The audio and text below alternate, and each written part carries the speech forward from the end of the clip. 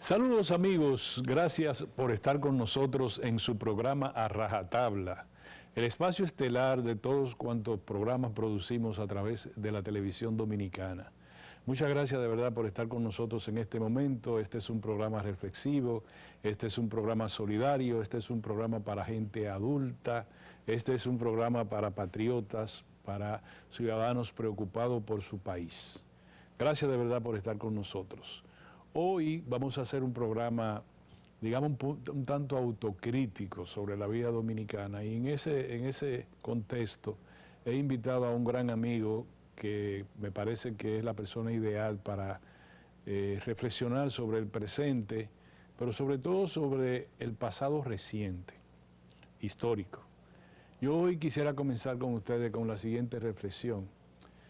Ayer, en otros programas, hemos estado hablando de el origen, la génesis de los partidos políticos que hoy dominan el escenario nacional.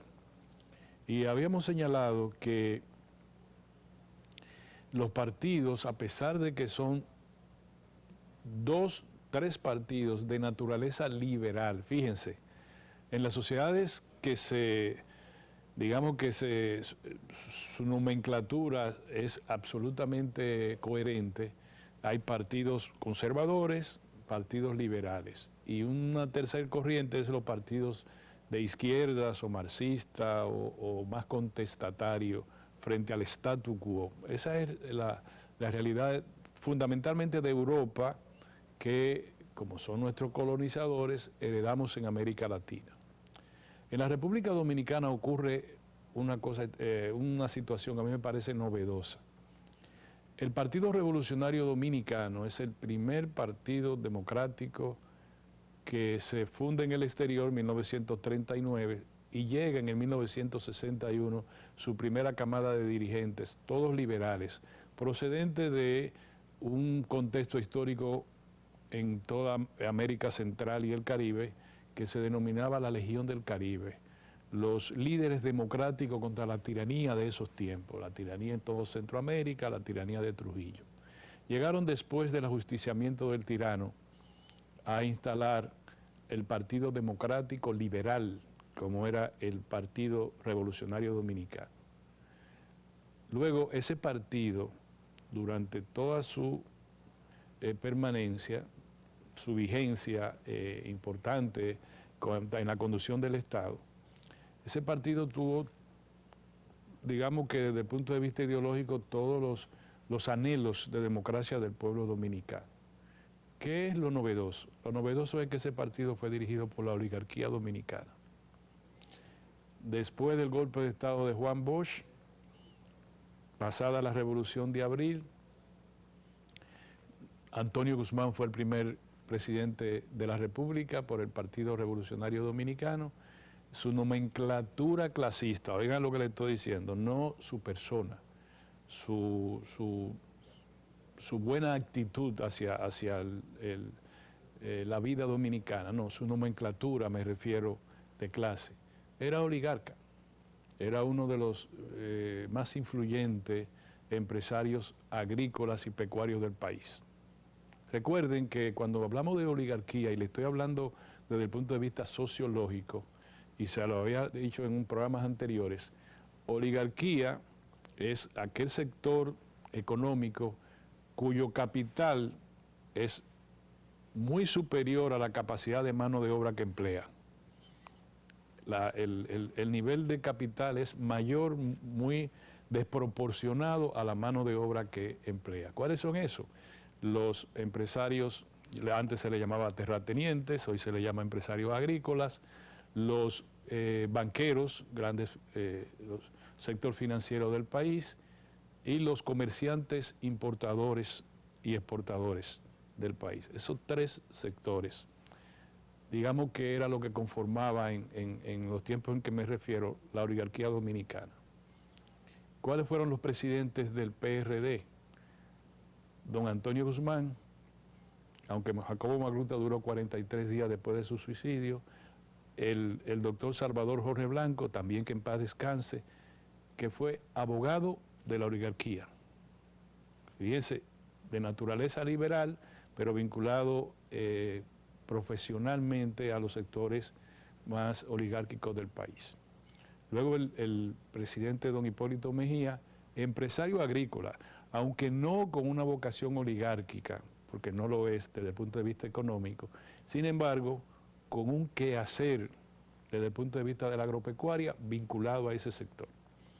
¿Por qué yo señalo esto? Bueno, porque el otro partido, como muy bien lo señala una distinguida socióloga, Rosario Espinal, el Partido Reformista Social Cristiano no fue propiamente un partido, fue un instrumento político del presidente Balaguer. Que el presidente Balaguer sí era un ente político, no era oligarca, no tenía grandes activos en su favor, ni mucho menos, era un dirigente político. Desde el poder, el presidente Balaguer desdeñaba la democracia, sin embargo intentó estabilizar al país y promover algunas corrientes de actividades del Estado en la política para promover desarrollo. De eso lo podemos hablar. Hoy, cuando estamos discutiendo la reforma fiscal, encontramos que el otro partido, heredero del Partido Revolucionario Dominicano, el Partido Revolucionario Moderno, es un partido también de nomenclatura liberal, pero manejado por sectores, ya no digamos oligarca, porque eso es una expresión propia de otros tiempos, digamos por líderes, sectores que pertenecen a los altos anaqueles de la economía dominicana. Si yo le digo esto, le quiero señalar que el desarrollo político dominicano ha sido asimétrico y ha sido totalmente contrario a lo que mandan las normas científicas del desarrollo social. Nos hemos desarrollado de manera muy extraña. Partidos liberales. Nosotros deberíamos tener los 3 partidos básicos que ha tenido la República Dominicana en sus últimos 50 años, son partidos liberales. Sin embargo, han postulado a miembros de cuando no de la oligarquía, del pensamiento oligárquico del país. En el caso del presidente Luis Abinader, ustedes me han oído decir, pedirle al presidente, sugerirle muchas veces, que gire un poco a la izquierda. Es por lo que le acabo de decir. Sería una desgracia para el país si la reforma fiscal, si se hace este año, que no creo que se va a realizar este año, el año que viene o cuando se haga, sea regenteada por el sector más influyente de la vida dominicana, que es el sector oligárquico, por las 10 familias fundamentales que tiene el país, 10 o 12 familias. Ellos deberían participar, pero no deberían producirse sus designios en un diseño y aplicación de una reforma fiscal que procure 4 o 5 puntos porcentuales de presión tributaria en la República Dominicana. Porque esos 4 puntos porcentuales saldrían entonces de la costilla de la clase media y del pueblo llano. Es una reflexión que yo quiero que ustedes la asuman y la discutan. Nosotros necesitamos que esta vez la carga, el cirineo, no sea la clase media ni los trabajadores.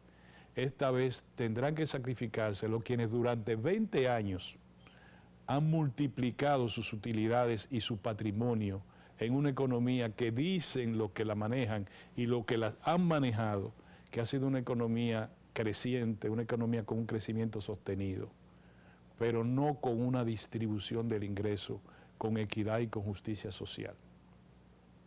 Vámonos a un cambio, señores, y vamos a retornar casi de inmediato. Estamos en su programa A Rajatabla.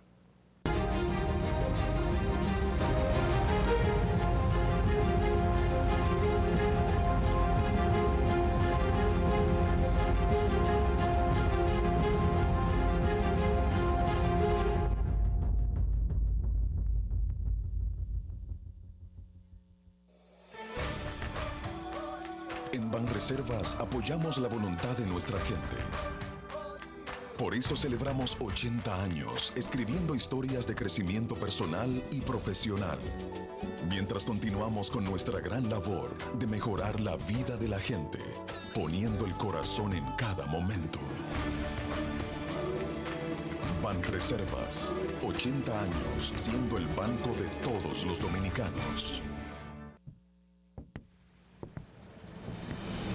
El mundo está cambiando, siempre lo ha hecho, ahora más deprisa. Nuevos retos y oportunidades nos desafían. Por eso el Infotep está convocando a su primera consulta nacional sobre el futuro de la formación técnico-profesional en la República Dominicana. Queremos escuchar. En el Infotep valoramos tu opinión. Hola, hoy voy a explicarte algunos derechos que te corresponden como usuario financiero. Tienes derecho a recibir, tanto de los bancos como de la Superintendencia de Bancos, orientación acerca del funcionamiento, las características y el manejo de tus productos financieros. Tienes derecho a reclamar. Si sientes que tus derechos han sido vulnerados, puedes exigir que sean respetados presentando tus quejas, denuncias o reclamaciones de forma totalmente gratuita. Y recuerda, en ProUsuario estamos para escucharte, orientarte y respaldarte.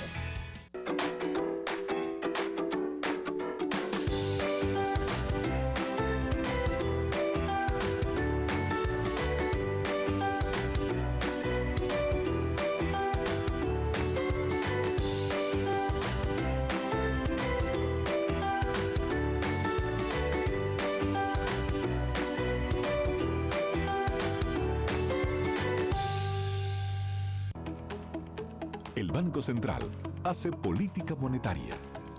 Para ello, utiliza la tasa de política monetaria, buscando incidir en las tasas de interés a que los bancos captan ahorros y prestan para el consumo de los hogares y la inversión de las empresas.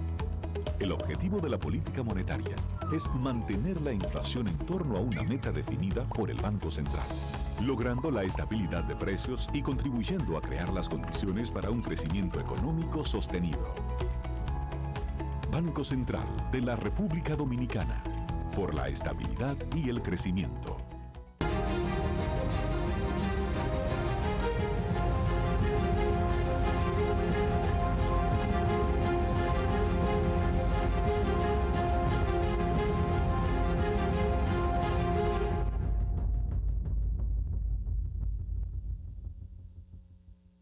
Muy bien, mis amigos, el tema de Odebrecht lo vamos a discutir el lunes en el programa Tiempo Medido, para que estén pendientes, porque este programa no es ético, no es muy profesional que con tan poco tiempo nosotros podamos analizar todo lo que ha acontecido con el tema de la sentencia pronunciada por los magistrados que tuvieron acaso este caso emblemático, icónico para la historia jurídica de la República Dominicana. Nosotros lo vamos a tratar el lunes, así que estén pendientes a eso. Hoy yo tengo la complacencia de tener con ustedes una conversación en este programa, como ya lo hemos hecho de costumbre, con Rafael Pepe Abreu. Es un viejo dirigente sindical, político también en su momento, ha dedicado ya sus 24 horas del resto de sus días a la lucha en favor de los trabajadores. Porque yo quiero reflexionar con él. El tema que yo le planteé a ustedes, lo quiero reflexionar con él. Este sería un punto de crítica y autocrítica. Saludos, Pepe, ¿cómo tú estás? Bueno, encantado, Orión, de estar presente en Rajatabla. Como es costumbre, ¿verdad? Donde quiera que Orión ha estado siempre, los programas, no importa, siempre hay un espacio para nosotros. Sí, claro. Eso es así. Claro que porque es una tradición también que viene de los barrios, de la fábrica, del entorno, de la vida. Pepe, yo tuve tanto del lado tuyo como del lado del Estado hace 20 y tantos años, 84, hace más de 30 años, hace más de 35 años. Así es, así es. Que he estado, estuve en el Ministerio de Trabajo como funcionario y estuve también en el movimiento sindical cuando estaba la CGT, 7 días con el pueblo y todo eso, el movimiento clubístico. Así es. Yo me pregunto, ahora que tú tienes hijos ya mayores y yo también, y ya estamos en el otoño de nuestras vidas, ¿valió la pena? Porque incluso yo no veo un movimiento sindical acorde a la historia de 3 partidos políticos que supuestamente eran liberales: Partido de la Liberación Dominicana, Partido Revolucionario Dominicano, de la Liberación Dominicana, y ahora Partido Revolucionario Moderno. Yo quiero decirte que aquí, yo no sé si tú lo puedes decir tan fuertemente, pero yo no sé si aquí hay libertad sindical, por lo menos yo no sé. Sí, bueno, hay que decir que en la República Dominicana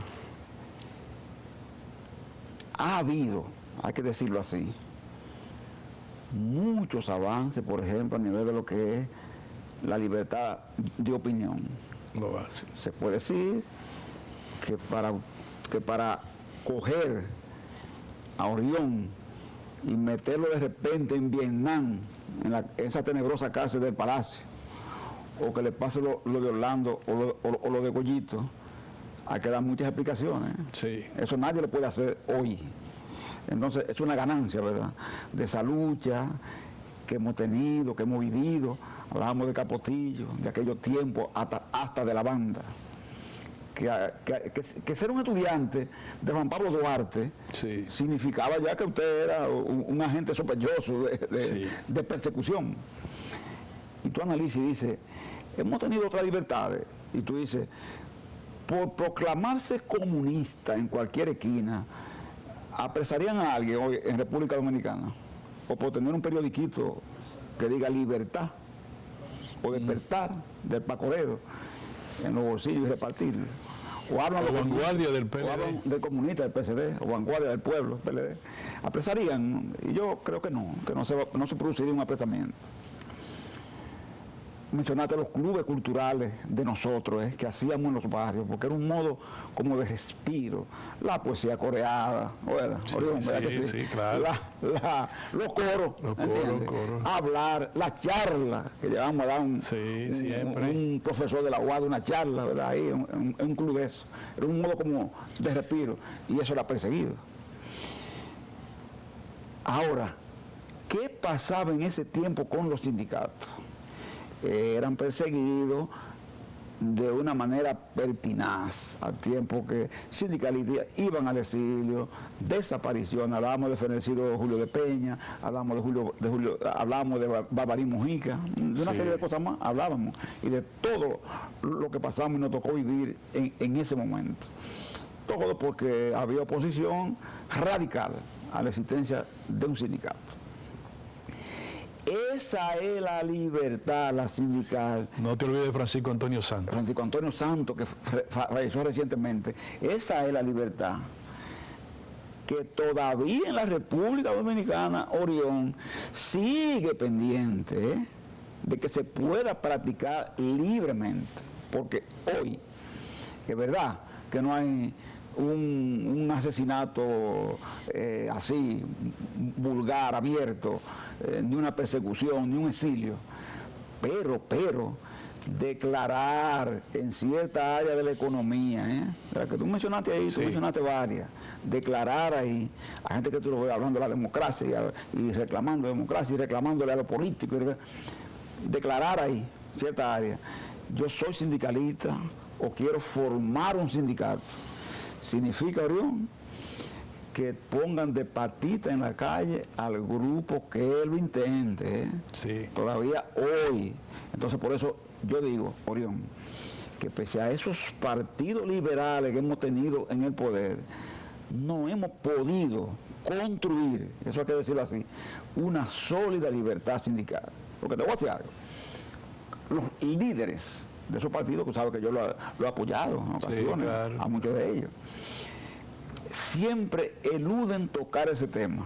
Tú vas a decir, pueden hablar, hablan con ellos en general, pero si tú le planteas, pero mire, yo la libertad sindical. Que usted bueno, eso está ahí en el código, eso está en la Constitución. No, pero no eso es lo que le estoy diciendo. Lo que queremos es que usted como gobierno, ¿verdad?, asuma una señal en la que usted le diga, por ejemplo, al sector empresarial, mire, así como ustedes tienen derecho a tener todas sus instituciones organizadas en plena libertad, porque el empresario también tiene su sindicato. Lo que pasa es que se llama de otro modo, ¿verdad? Nadie le impide a un empresario que se sindicalice. Sí. Nadie se lo impide. Entonces nosotros queremos que usted haga lo mismo con los trabajadores. Permítale eso. Entonces los políticos liberales, ¿verdad? Progresistas, te eluden esa conversación y te dicen que si ellos asumen eso, no llegan. Ah, no, espérate. Que si yo hago ese pronunciamiento, ¿qué? Pero también, como yo te dije que este es un programa de crítica y autocrítica. Sí. Punto 7, cuando nosotros estábamos en organizaciones populares y o políticas. Así es. Había un punto que era crítica y autocrítica. Siempre estaba ahí. Siempre estaba ahí. Ahora yo te digo, tú sabes que la nomenclatura social, eso lo aprendimos de Juan Bosch, dominicana, es predominantemente a la pequeña burguesía. Todavía hoy nosotros no tenemos una clase burguesa gobernante. Hay burgueses, pero todavía nos gobiernan la familia, no nos gobierna el entramado económico que se llama burguesía, nos gobiernan familias.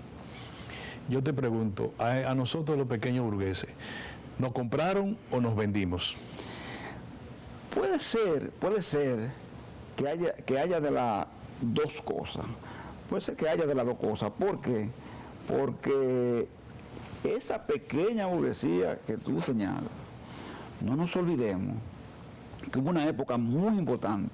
Nosotros recordamos la vieja CGT, que tú militaste también en ella, ¿verdad? Junto con nosotros en aquellos tiempos. Hay que decir que independientemente de que estamos hablando de una confederación sindical, muchos de sus gestores principales y de sus promotores principales eran de origen pequeño burgués. Y hay que decirlo, se enorgullecían, Orión, de ser portadores de lo que llamaban la ideología del proletariado. Orión, era así.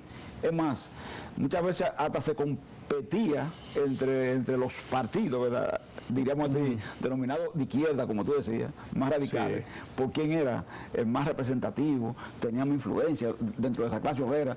Y muchas veces, Orión, no era que tenía organizado gran cantidad de obreros, ¿no?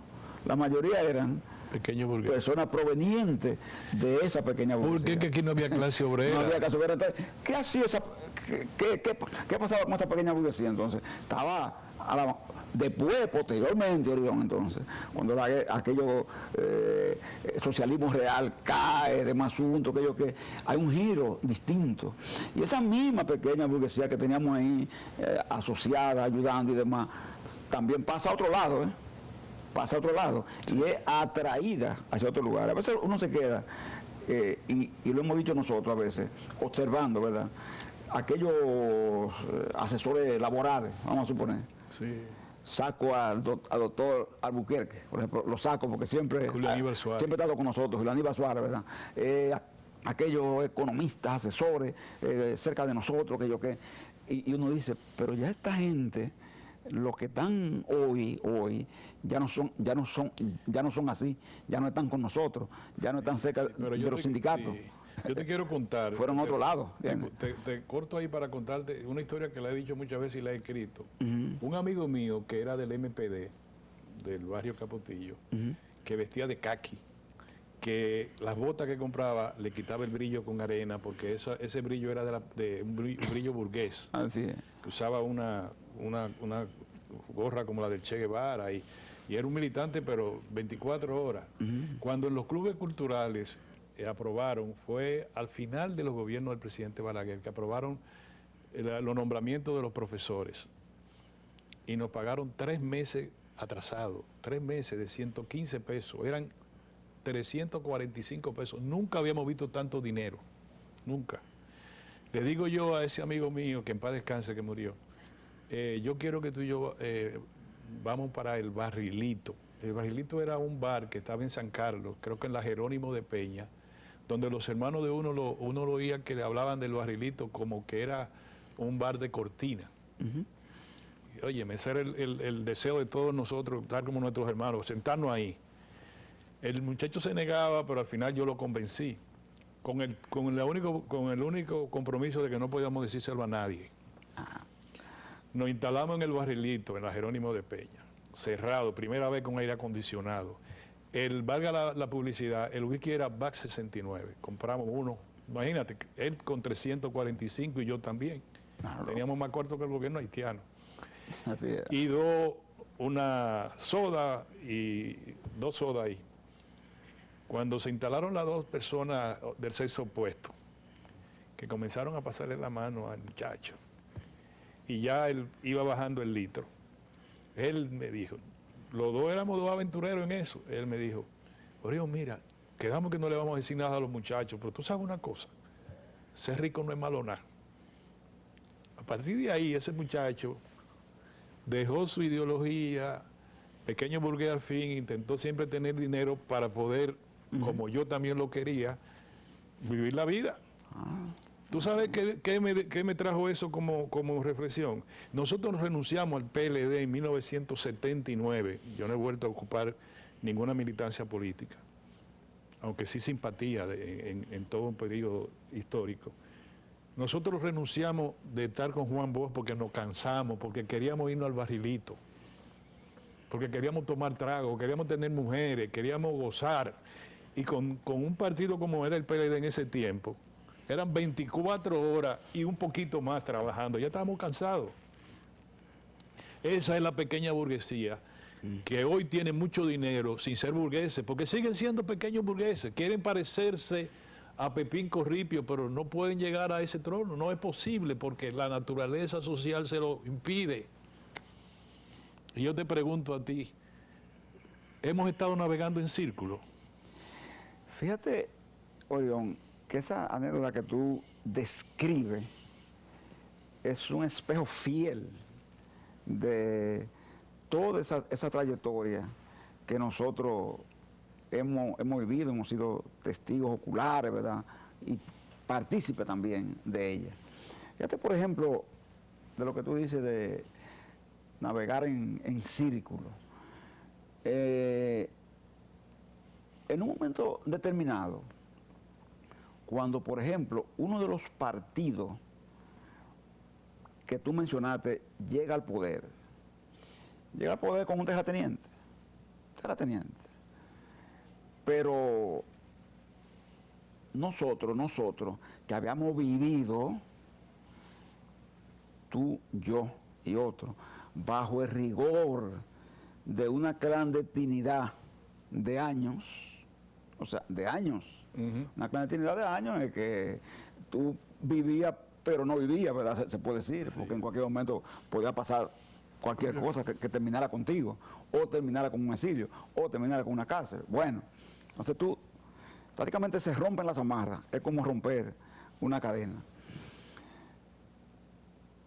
Y comienza un proceso entonces en que florecen, ¿verdad?, las libertades, las libertades públicas. O sea, la gente comienza a hablar, a organizarse, a decir cosas, etcétera, etcétera, etcétera.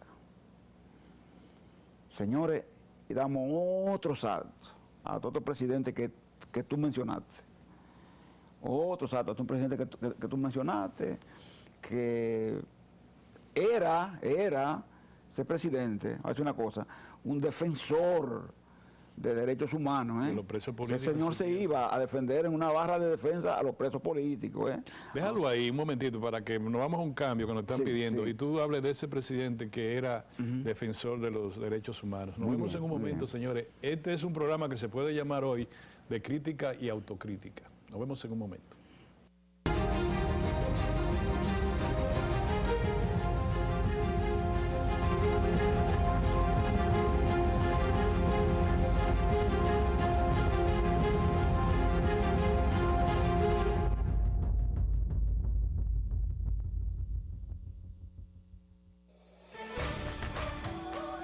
En Banreservas apoyamos la voluntad de nuestra gente. Por eso celebramos 80 años escribiendo historias de crecimiento personal y profesional, mientras continuamos con nuestra gran labor de mejorar la vida de la gente, poniendo el corazón en cada momento. Banreservas, 80 años siendo el banco de todos los dominicanos. Hola, hoy voy a explicarte algunos derechos que te corresponden como usuario financiero. Tienes derecho a recibir, tanto de los bancos como de la Superintendencia de Bancos, orientación acerca del funcionamiento, las características y el manejo de tus productos financieros. Tienes derecho a reclamar. Si sientes que tus derechos han sido vulnerados, puedes exigir que sean respetados presentando tus quejas, denuncias o reclamaciones de forma totalmente gratuita. Y recuerda, en ProUsuario estamos para escucharte, orientarte y respaldarte. El Banco Central hace política monetaria. Para ello, utiliza la tasa de política monetaria, buscando incidir en las tasas de interés a que los bancos captan ahorros y prestan para el consumo de los hogares y la inversión de las empresas. El objetivo de la política monetaria es mantener la inflación en torno a una meta definida por el Banco Central, logrando la estabilidad de precios y contribuyendo a crear las condiciones para un crecimiento económico sostenido. Banco Central de la República Dominicana, por la estabilidad y el crecimiento.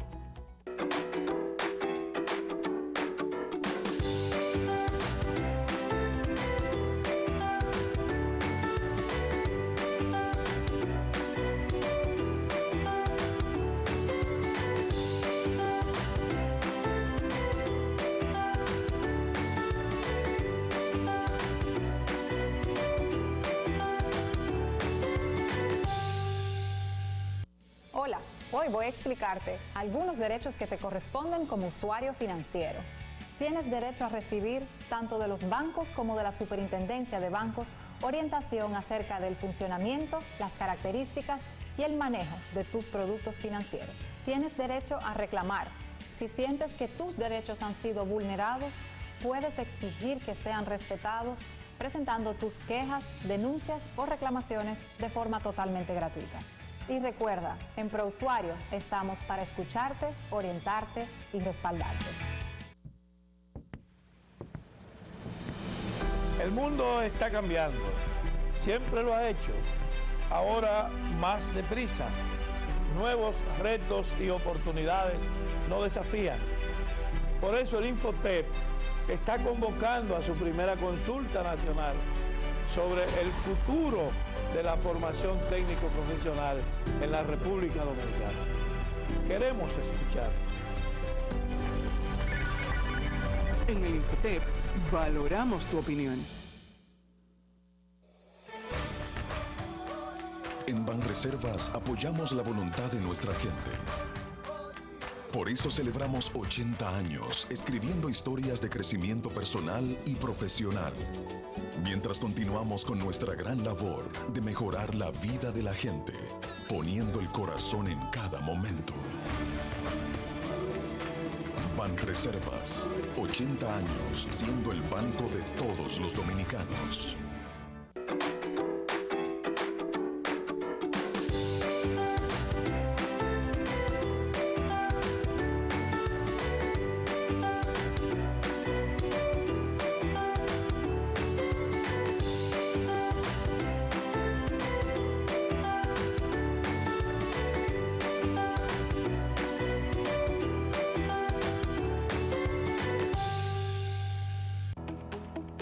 El Banco Central hace política monetaria. Para ello, utiliza la tasa de política monetaria, buscando incidir en las tasas de interés a que los bancos captan ahorros y prestan para el consumo de los hogares y la inversión de las empresas.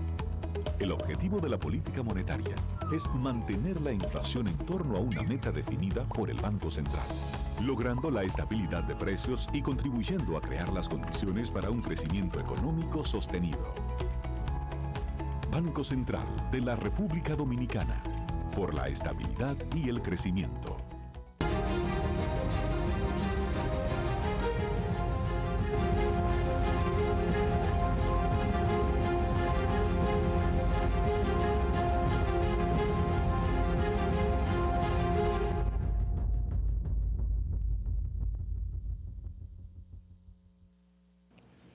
Así. Muy bien, Pepe. En el momento que tú no aguantes más, tú me dices, Orión, ya yo no aguanto más. La crítica y la autocrítica, si tú crees que te puede perjudicar, pero No. debemos bañarnos con cloro hoy.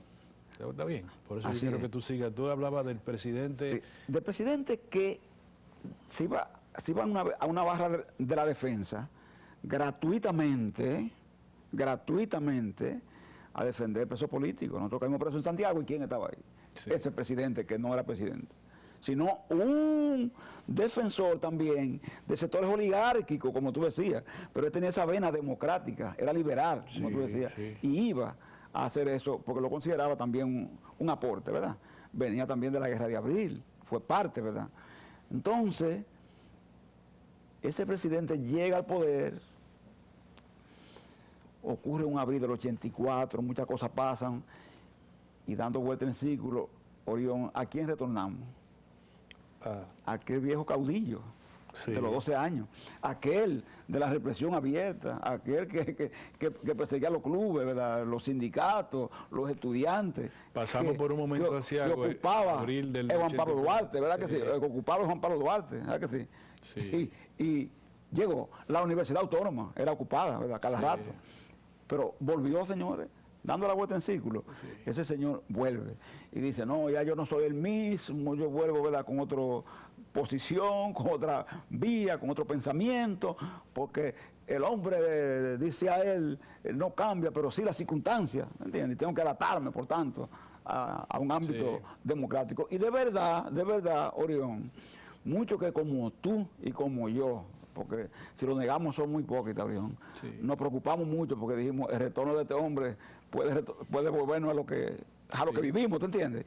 Y hay que decirlo, Orión, no queríamos vivirlo, lo que vivimos no lo queríamos vivir, ¿no? Claro que no. No nos gustó, ¿verdad? Los 12 años. Bueno, entonces llega y se instala este hombre, que llega y retorna, ¿verdad?, el viejo caudillo. Nada más desapareció Narcisazo. Fue mucho, tú ves, pero solo desaparecieron uno, ¿tú entiendes? Solo uno. O sea, aquella alfombra de muertos, ¿verdad?, exiliados, desaparecidos, no se repitió, ¿verdad? Él no pudo repetirla.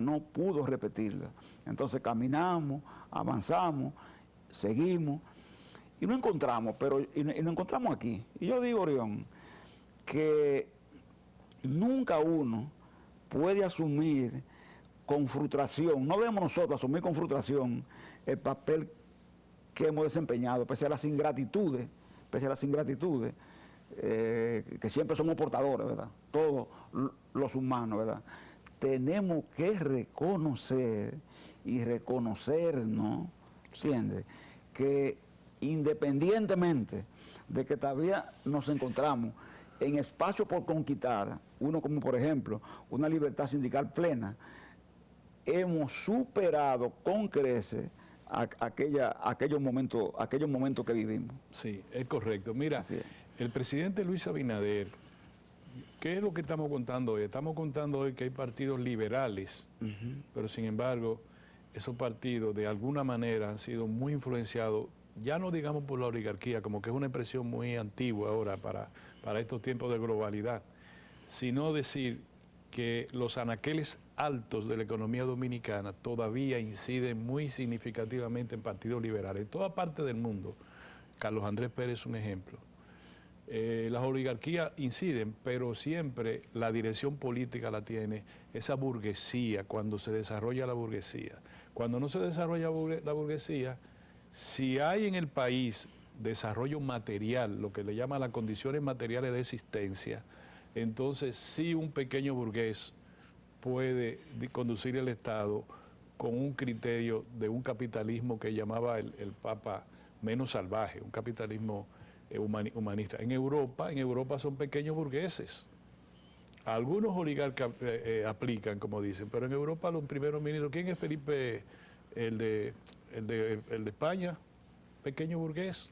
No es un adinerado, no es miembro de la oligarquía española, pero se dirige el Estado cual si fuera el Estado moderno que todos aspiramos. Yo creo que esta es una gran oportunidad que tiene, a mi modo de ver, y lo comparto contigo, el presidente Luis Abinader, que no es heredero propiamente de una oligarquía. Su papá no fue un oligarca. O sea, su conducta política, su familiar, puede decirse que está cercana al criterio de la burguesía y no de la oligarquía. Ya yo expliqué lo que es un oligarca y un burgués. Y yo te digo ahora, llegó el momento también de saber si estamos navegando en círculo. Esta reforma fiscal, que es obligatoria desde el punto de vista económico, puede marcar otra vez, decirte yo a ti, Pepe, estamos navegando en círculo. ¿Sabe, Orión? Navegamos en círculo, perdóname, navegamos el círculo el 24 de abril de 1984. ¿Se acuerda? Así es. Orión, cuando dos gente tienen una escuela, vienen de una misma escuela, como somos nosotros, tú Sí. sabes, la cosa es más fácil. porque nosotros tenemos una historia casi parecida. Yo te llevo unos añitos, pero nosotros tenemos una escuela muy parecida, una proveniencia parecida y se puede decir que una trayectoria también parecida, ¿verdad? En el camino. El presidente Abinader, en la primera reunión que nosotros sostuvimos con él, una cosa que no se ha hablado así, por eso aprovecho este programa, ¿verdad? Sí, gracias. Él nos decía a nosotros en esa reunión,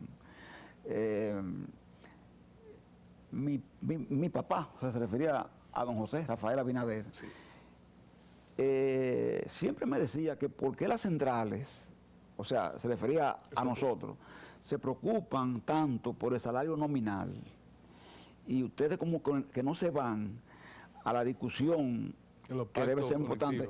De los pactos colectivos. A los pactos colectivos y a los salarios reales, a discutir el valor del salario real. Sí.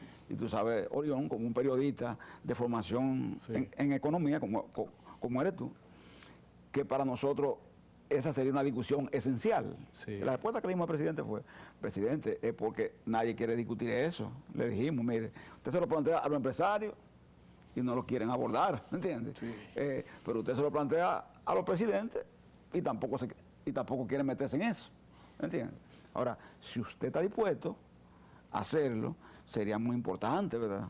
Porque hasta por su propia proveniencia, quizás si usted lo aborda, ¿verdad? Sería más aceptado por esos sectores que se niegan, que se han negado por tradición a hacerlo. Y él dijo, sí, ocasión, cuando tengamos la oportunidad, vamos a hacer esa discusión con el sector, ¿verdad?, empresarial. Eso sigue pendiente, Orión, porque ahora volvemos al círculo de la reforma que está planteada, de la reforma fiscal que está planteada, que como dice Orión, todo ciudadano consciente sabe que necesariamente hay que hacer aquí determinado asunto que aumente los ingresos de Estado. El problema es quién paga los platos rotos. ¿Quién paga los platos rotos? Porque ahí en la Estrategia Nacional de Desarrollo, hace años que figura con un planteamiento que se llama pacto fiscal, que no es lo mismo que una reforma hecha a la carrera para un tema de solventar un presupuesto, Orión. Sí. Eso es distinto, ¿verdad? Sí, eso es porque ahora lo que se está planteando no es la reforma del pacto, no es el pacto, no. Es una reforma a la luz. Es salir de un apuro. Y salir de un apuro, ¿verdad? Para nutrir un presupuesto. Entonces, si la reforma se va por el camino de que los platos rotos, entonces, lo paguen lo que siempre lo han pagado y se pretende hacer eso, entonces la cosecha, por supuesto, va a ser evidentemente una cosecha muy negativa para el gobierno del presidente Luis Abinader y por tanto para el país, porque eso hay que decirlo también, es para el país. Sí, y podemos dar a 2 pasos de Colombia.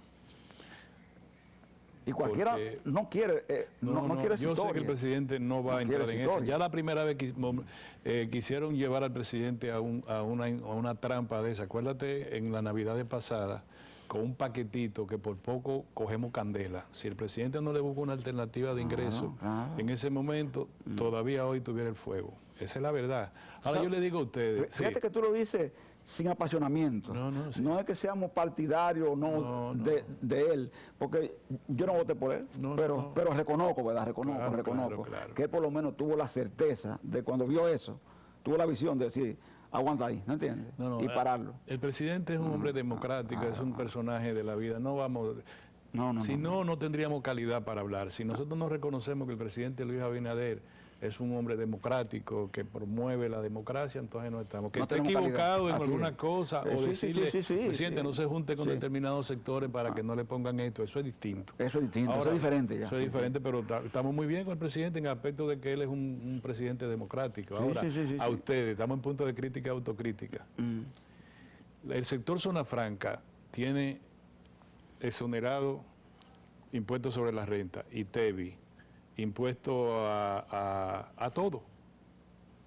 solamente, incluso impuesto cuando coloca parte de su producción en el mercado interno o cuando compra en el mercado interno. El sector del turismo tiene 60 años que le estamos dando, 60, no es una expresión. Desde 1969 se le están dando todos los tipos de exenciones al sector turismo. Resulta que cuando ustedes, tú a la cabeza, negociaron el nuevo aumento salarial, dejaron fuera a los trabajadores de zona franca y dejaron fuera a los trabajadores de turismo. ¿Por qué? Y muy interesante la pregunta, y sobre todo me gusta que menciones sectores, especialmente en zona franca, porque la reforma del 12, Orión, hubo un conflicto en el mismo Consejo Económico y Social, donde está esta discusión de hoy. Sí. ¿Te acuerdas de aquella reforma? Por un tema que salió a relucir ahí.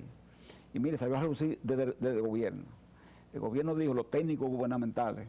Yo recuerdo a Luis ahí. Sí. Tú sabes, Luis, ¿verdad? Luis, el de presupuesto. El de presupuesto, sí. Sí, ahora lo acabé de saludar. Sí.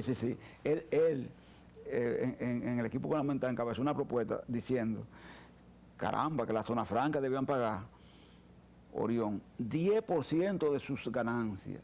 De la ganancia, no era de que poner un 10% en cualquier circunstancia o en el tránsito de la producción hacia la venta, no. Ganaste, ¿verdad? Tú de esa ganancia va a aportar un 10. Como tú tienes todo exonerado, ¿verdad? Va a pagar un 10. Orión, mira, esa gente se pararon de ahí, mira, diciendo que ellos retirarían todas las inversiones. Estas cosas sí se saben poco, porque a veces un funcionario como ese chantaje. No lo va a decir. Que ellos retiraban la inversión que estaban aquí, pero las que estaban en camino la paraban. Chantaje. Metían esa presión y se prefirió mejor grabar a ama de casa y pueblo con temas como la coco, el café, tú sabes, el yogur. Sí. Por no hacer eso, tú ves. Lo mismo pasa con el turismo. Tú le puedes dar incentivo a un sector, eso es verdad. Y lo admitimos porque tú y yo somos gente de madurez y sabemos que eso ocurre en cualquier país del mundo. Ahora, esto no puede ser eterno. Tú no puedes durar 40 años, ¿verdad?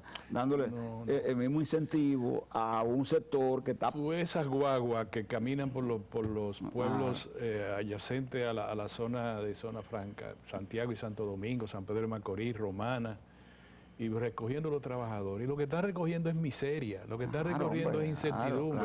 Nadie puede vivir con 12,000 pesos, con 13,000, con 15,000 pesos. Entonces cuando es enseñar el burro a no comer, te dicen, tú tienes que aprender a no comer. Y entonces, porque no te puedes ir, cuando terminas tú de aprender a no comer, te mueres de hambre. Entonces, para completar la pregunta, lo que pasa es que ellos tienen tarifa especializada, porque fíjate bien, fuera de lo que tú y yo hemos señalado, de la exoneración de todos los impuestos, también su salario es diferenciado de los demás. Sí. A veces, una pequeña empresa cualquiera de esta, cualquier empresa de esa, tú poniéndola como la persona que yo te pregunté ahorita, ¿cómo está? Sí. Cuando tú vienes a ver, tiene un salario superior a una zona franca. Pero claro. O a un hotel, ¿entiendes? Claro. Entonces tú te preguntas, ¿eso es justo? Que ustedes tengan sus trabajadores con salario deprimidos de este modo, además de todo el desmonte impuestario que tienen, que también ustedes a nivel salarial promuevan lo que tú estás diciendo, Orión, y que te digan, no, es que si aquí me aprietan por un lado, yo entonces me voy para Centroamérica, pero si en Centroamérica los estándares suben, entonces yo me voy para Asia. ¿Cuál es mentira? Eso es embuste. Porque la calidad de la mano de obra dominicana, por ejemplo, la zona franca que tiene que ver con prenda, la zona franca que tiene que ver con tabaco. ¿Tú crees que van a encontrar en Centroamérica una gente que haga los tabacos a mano como lo hacen en la zona franca de Santiago? No, lo que pasa es que son unos abusadores y los gobiernos lo toleran. No toleran. Entonces eso no puede ser. Váyanse. Se dejan chantajear. Yo pongo un ejemplo, no me gusta ponerme yo mi ejemplo. Una vez, cuando nosotros estábamos equivocados en la izquierda, mi papá salí una vez de prisión ahí, de una cosa que me pasó con el gobierno de Balaguer. Y mi papá me sentó en su oficina en la farmacia, una oficinita. Lo que usted me diga tiene efecto inmediato a lo que yo le voy a poner. ¿Usted deja la casa o la política? Yo cometí el error de decir que dejaba la casa. Pasé más trabajo con Forro de Catre, pero me formé como el hierro, como tú dices. Luego mi papá y yo fuimos la gente más buena del mundo. Nos queríamos muchísimo, pero era necesario que eso pasara. Con la zona franca es necesario. ¿Se quieren ir? Váyanse. Ya veremos. Nadie se muere en la Porque víspera. en definitiva, donde quiera que vayan, no van a encontrar... Pero además eso es embuste, ya no se pueden ir en ningún sitio. Eso es embuste. Porque los estándares suben en todas partes. Porque nadie quiere sobre la miseria, ¿verdad? Construir absolutamente nada. Construir sobre la base de la miseria el desarrollo. ¿Tú crees que los tabaqueros de Santiago van a querer irse para ninguna parte? No se van a ir. Ahora, es una pena y es una vergüenza que el país le diga a gente que está pasando trabajo. Ahora no le vamos a aumentar a ustedes. Vamos a ver si el año que viene... Sí. No, y pidiéndote posponerlo, la discusión, porque, señores, esa gente ni siquiera, a la parte de Zona Franca, ni siquiera la pandemia lo interrumpió, al contrario. Claro, nunca pudieron. Le fue mejor. Pepe, y ojalá hayamos hecho un buen programa. Yo creo que sí, que esto es yo quiero, este programa va a estar en YouTube, ustedes lo pueden ver. Pepe, guárdalo porque tienes que enseñárselo a tus hijos. Vamos a tener... Porque nosotros tenemos que seguir siendo autocríticos. Si no, vamos a caer en lo mismo. Acuérdate de lo que te dije. Nos fuimos del lado de Juan Bosch hace 50 y pico de años. Era porque estábamos cansados, embuste, de que era un problema ideológico. Era que queríamos, pequeños burgueses, queríamos beber, queríamos tener mujeres, queríamos ver, eso es embuste. Porque nos fuimos del lado de Juan Bosch era porque estábamos cansados. Gracias, Pepe. Siempre. Me alegro verte. Hablando. A ustedes, mis amigos, este fue a Rajatabla. La próxima semana, con Dios delante, estaremos de nuevo con ustedes. Muchas gracias. Nos vemos la próxima semana.